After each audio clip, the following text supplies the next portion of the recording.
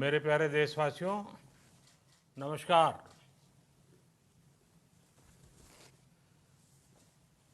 Corona वैश्विक महामारी के खिलाफ लड़ते लड़ते अब हम अनलॉक 2 में प्रवेश कर रहे हैं और हम उस मौसम में भी प्रवेश कर रहे हैं जहां सर्दी, जुकाम, खांसी, बुखार ये सारे न जाने क्या क्या होता है, ये मामले बढ़ जाते हैं। ऐसे में मेरी आप सभी देशवासियों से प्रार्थना है कि ऐसे समय अपना ध्यान रखिए। साथियों, ये बात सही है कि अगर कोरोना से होने वाली मृत्यु दर को देखें तो दुनिया के अनेक देशों की तुलना में भारत संभली हुई स्थिति में है। समय पर किए गए लॉकडाउन और अन्य फैसलों ने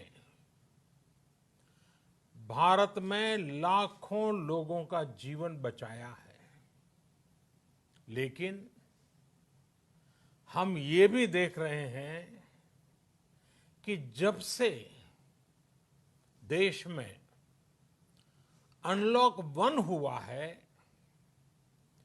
व्यक्तिगत और सामाजिक व्यवहार में लापरवाही जरा बढ़ती ही चली जा रही है। पहले हम मास्क को लेकर, 2 गज की दूरी को लेकर 20 सेकंड तक दिन में कई बार हाथ धोने को लेकर बहुत सतर्क थे,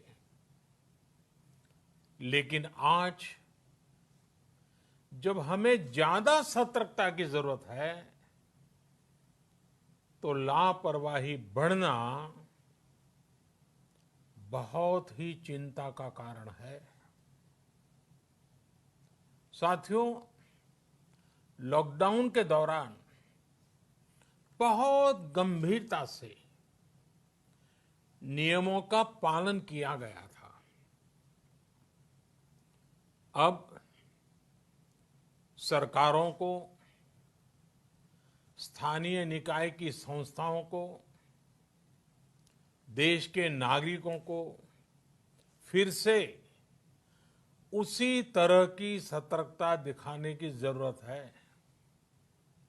विशेषकर कंटेनमेंट जोन्स, उस पर तो हमें बहुत ध्यान देना होगा। जो भी लोग नियमों का पालन नहीं कर रहे हैं, हमें उन्हें टोकना होगा, रोकना होगा और समझाना भी होगा। अभी आपने खबरों में देखा होगा, एक देश के प्रधानमंत्री पर 13,000 रुपये का जुर्माना इसलिए लग गया क्योंकि वो सार्वजनिक स्थल पर मास्क पहने बिना गए थे। भारत में भी स्थानीय प्रशासन को इसी चुस्ती से काम करना चाहिए।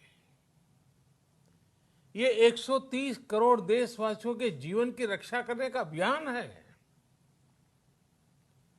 भारत में गांव का प्रधान हो या देश का प्रधानमंत्री, कोई भी नियमों से ऊपर नहीं है।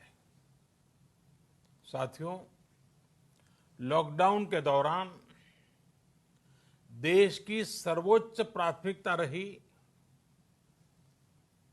ऐसी स्थिति न आए कि किसी गरीब के घर में चूल्हा न जले। केंद्र सरकार हो, राज्य सरकारें हो, सिविल सोसाइटी के लोग हों, सभी ने पूरा प्रयास किया कि इतने बड़े देश में हमारा कोई गरीब भाई बहन भूखा न सोए। देश हो या व्यक्ति, समय पर फैसले लेने से, संवेदनशीलता से फैसले लेने से किसी भी संकट का मुकाबला करने की शक्ति अनेक गुना बढ़ जाती है। इसलिए लॉकडाउन होते ही सरकार प्रधानमंत्री गरीब कल्याण योजना लेकर आई। इस योजना के तहत गरीबों के लिए 2.25 लाख करोड़ रुपए का पैकेज दिया गया। साथियों, बीते 3 महीनों में 20 करोड़ गरीब परिवारों के जनधन खातों में सीधे 31,000 करोड़ रुपया जमा करवाए गए हैं। इस दौरान 9 करोड़ से अधिक किसानों के बैंक खातों में 18,000 करोड़ रुपए जमा हुए हैं। इसके साथ ही गांवों में श्रमिकों को रोजगार देने के लिए प्रधानमंत्री गरीब कल्याण रोजगार अभियान तेज गति से आरंभ कर दिया गया है। इस पर सरकार 50,000 करोड़ रुपए खर्च कर रही है। लेकिन साथियों, एक और बड़ी बात है जिसने दुनिया को भी हैरान किया है, आश्चर्य में डुबो दिया है। वो ये कि कोरोना से लड़ते हुए भारत में 80 करोड़ से ज्यादा लोगों को 3 महीने का राशन, यानी परिवार के हर सदस्य को 5 किलो गेहूं या चावल मुफ्त दिया गया। इसके अतिरिक्त प्रति परिवार हर महीने 1 किलो दाल भी मुफ्त दी गई। यानी एक तरह से देखें तो अमेरिका की कुल जनसंख्या से 2.5 गुना अधिक लोगों को, ब्रिटेन की जनसंख्या से 12 गुना अधिक लोगों को और यूरोपियन यूनियन की आबादी से लगभग 2 गुने से ज्यादा लोगों को हमारी सरकार ने मुफ्त अनाज दिया है। साथियों, आज मैं इसी से जुड़ी एक महत्वपूर्ण घोषणा करने जा रहा हूं।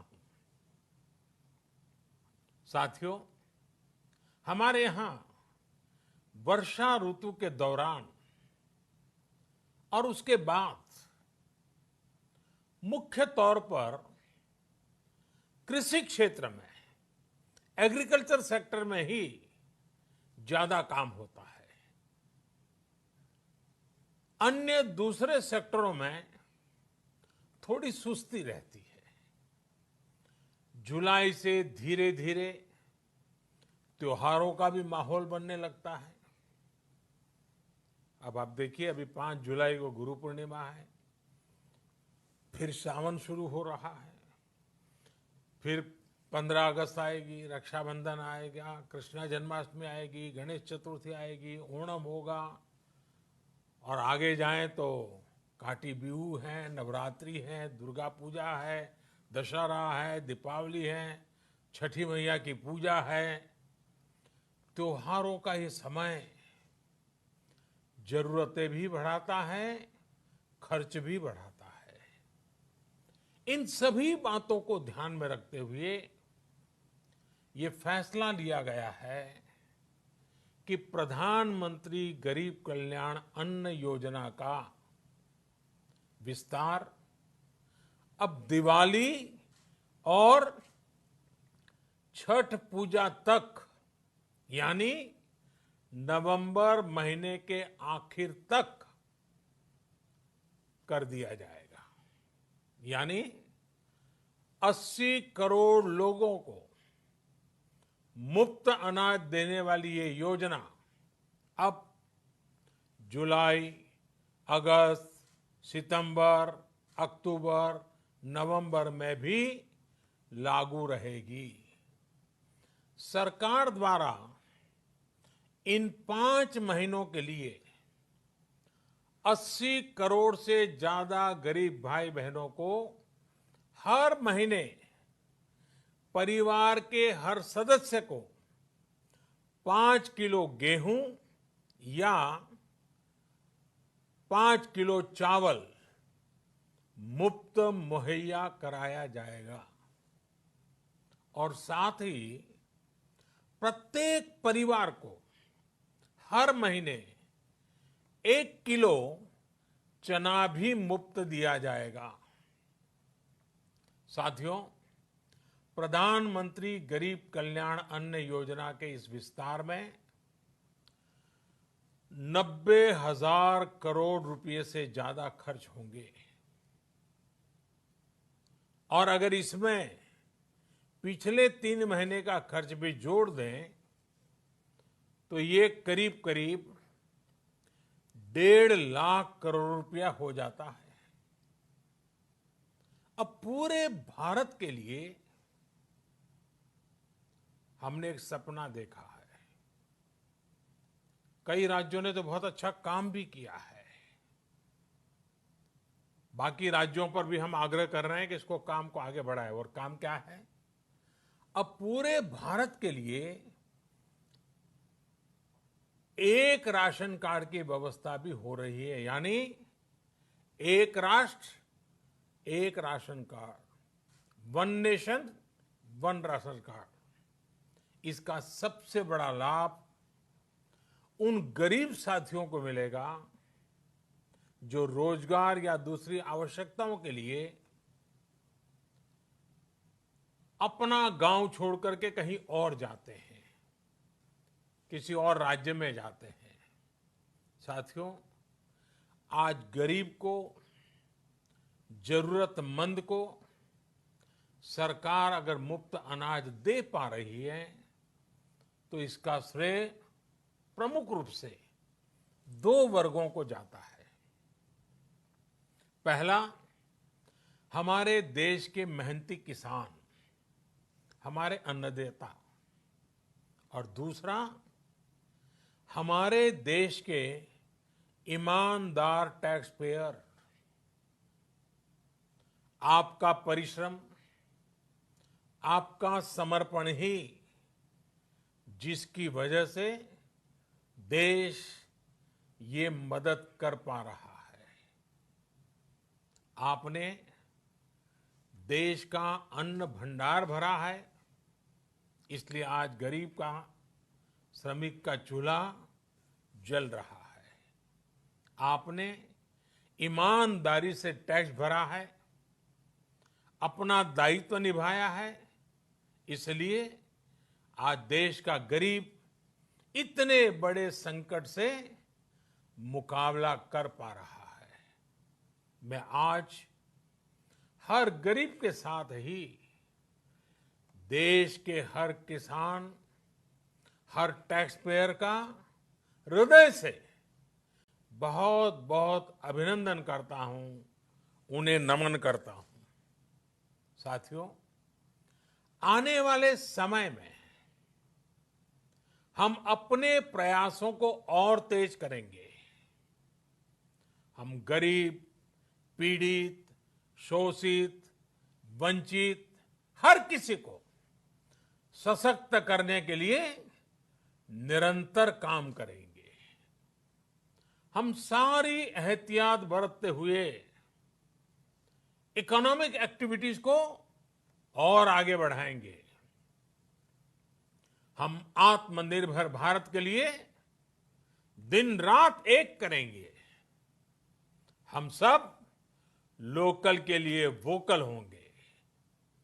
इसी संकल्प के साथ हम 130 करोड़ देशवासियों को मिलजुल करके संकल्प के साथ काम भी करना है, आगे भी बढ़ना है।